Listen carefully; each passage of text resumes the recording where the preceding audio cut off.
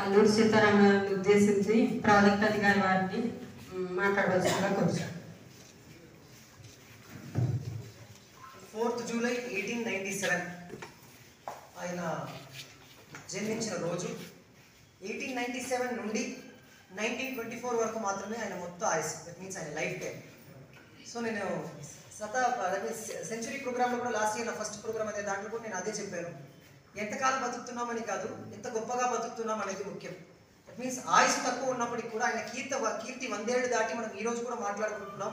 ఒక అతిపెద్ద రాష్ట్రంలో రెండో అతిపెద్ద జిల్లాకి ఆయన పేరుని ప్రభుత్వం పెట్టిందంటే ఆ జీవితం ఒక విలువ, ఆ వాల్యూస్ ఎంత పెద్దది అని మనకు తెలుస్తుంది. సో మనం ప్రతి ఒక్క స్కూల్ పిల్లలకు కూడా అల్లూరి సీతారామరాజు గారి గురించి చెప్పాల్సిన అవసరం ఉంటుంది. ఎందుకంటే మేము యూపీఎస్సీ చదివాము. 12th స్టాండర్డ్ హిస్టరీ బుక్లో రంపా రెబెలియన్ ఒక చిన్న పారాగ్రాఫ్ ఉంటుంది. నేను ఎప్పుడూ అదే చెప్తాను. దట్ మీన్స్ రంప విప్లవం అది మొత్తమే ఒక 4 నుంచి 5 వరుస, దట్ మీన్స్ లైన్స్ మాత్రమే ఉంటాయి. రంప మరియు తూర్పు కనుమలు ఈ కొండ ప్రాంతంలో గిరిజనులు బ్రిటిష్కి ఎదురుగా వాళ్ళు చేసిన విప్లవాలు, పోరాటాలు చేస్తున్నారు.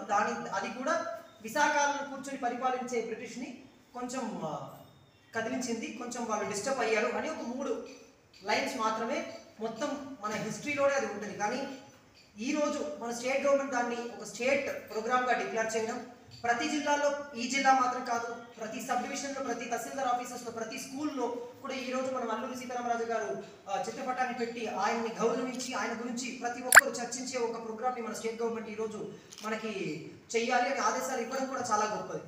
అది మాత్రం కాదు, మన జిల్లాకి ఆయన పేరు ఉంటున్న ఆ కాలం వరకు ఆయన కీర్తి ఎప్పుడు ఉంటుంది, పేరు ఎప్పుడు ఉంటుంది, ఆయన కీర్తి కూడా ఎప్పుడు ఉంటుంది.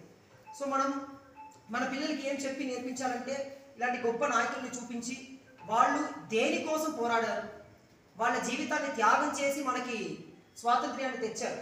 ఎందుకంటే మీరు అడగచ్చు 1924లో నేను చనిపోయారు కదా, 47లో మనకి స్వాతంత్ర్యం వచ్చిందని. ప్రతి ఒక్క చినుకు కూడా కలిస్తేనే పెద్ద సముద్రం అవుతుంది. సో ప్రతి ఒక్కరూ కలిసి 1904 సంవత్సరంలో మనకు మొదలైన విప్లవాలు మరియు ఇతర పోరాటాలు, దట్ మీన్స్ అది సివిల్ డిస్ట్రిబ్యూటెన్స్ మూవ్మెంట్ కావచ్చు, గాంధీజీ చేసే అహింస మార్గంలో చేసిన పోరాటాలు కావచ్చు, లేకపోతే విప్లవ నాయకులు చేసిన పోరాటాలు కావచ్చు, ప్రతి భాగంలో, ప్రతి ఇండియాలో ఉన్న ప్రతి మూలలో అది స్వాతంత్ర్యం అనే ఒక స్ఫూర్తిని నింపి 1947లో స్వాతంత్ర్యం రావటానికి పునాదేసింది.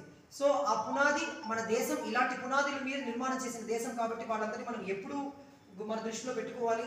మన పిల్లలకి వాళ్ళని చూపించి వాళ్ళ చరిత్రని మనం నేర్పించి మన పిల్లల్లో కూడా అలాంటి స్ఫూర్తిని మనం నింపాల్సిన బాధ్యత మనకు ఉంటుంది. మళ్ళీ చెప్తున్నా, ఆయుధ తక్కువ కానీ కీర్తి మాత్రం చాలా పెద్దది. సో మనం ఏ పోస్ట్లో ఉన్నాం, ఎక్కడ ఉన్నాం, మన చిన్నదా పెద్దదా ఆలోచించకుండా మనం ఏం చేసినా దాంట్లో క్రమశిక్షణతో సరైన పద్ధతిలో మనం ఒక పని చేస్తే మనం కూడా చరిత్రలో నిలిచి ఉండిపోతాం. సో ఆయన గురించి ఎంత చెప్పినా అది తక్కువే. జోహార్ అల్లూరి, జోహార్ అల్లూరి, జోహార్ అల్లూరి.